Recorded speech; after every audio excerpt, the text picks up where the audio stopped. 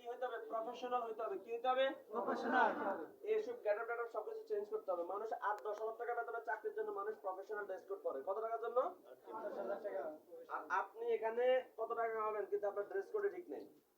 এজন্য মাসবে আমাদেরকে কি করতে হবে? আমাদের ড্রেস কোড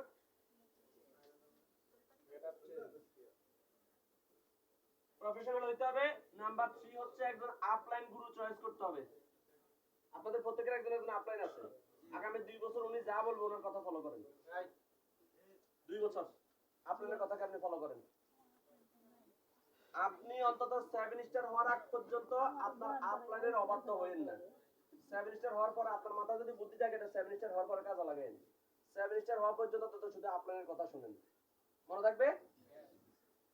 নাম্বার 4 প্রত্যেকে নামের তালিকা করছেন না? জি। 50 জন লোক বাছাই করবেন। কয়জন? 50 জন। এই 4টা লোক নিয়ে আসার জন্য।